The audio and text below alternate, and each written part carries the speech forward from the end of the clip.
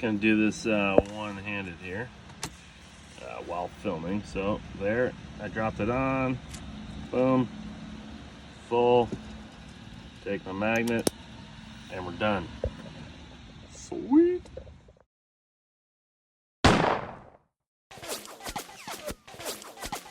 EDgun Leshiy presents a look at the EDgun Leshiy 2 speed loader. Alright, I got a badass little product here sent to me from Brian over at EDgun West. And this is a caliber specific, so it's 7.62 or 30 cal for, and it's a speed loader for the Leshiy 2 magazines. So I've had one of these before, and I know, let me find it here, this guy. So this is a 3D printed version of it. The problem with 3D printed versions is the tolerances are kind of shit. It's cool, right, that you could make this kind of in your garage, but the tolerances are just terrible.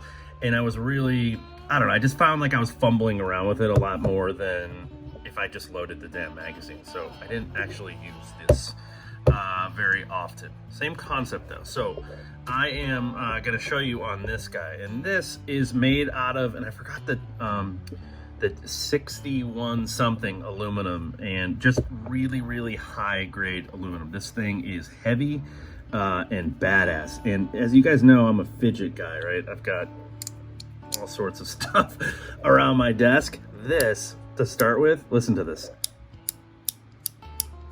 Oh, it's just so clicky. I love it.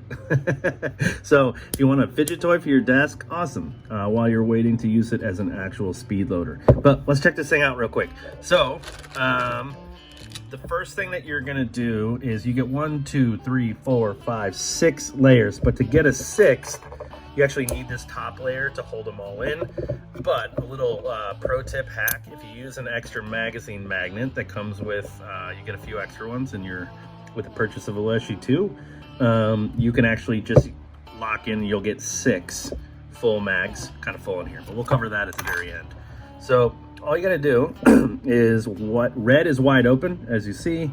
So we're gonna lock the bottom layer, just like that, and I could drop them in if I wanted to. The problem, if you drop them in this way, right? So if I'm going, I don't know, I'm moving around like this, and then my wife asks me for something, and I answer her like, you know, I would normally would, and all of a sudden I forget, and I kind of have to look down in there. When you got a bunch of rows in there, it's kind of hard to see, right? So put those back.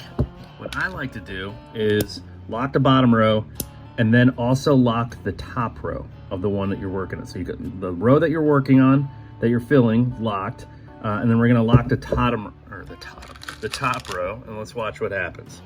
So these are the Nielsen 303 47 grainers, and they just drop in. We're gonna drop a row in.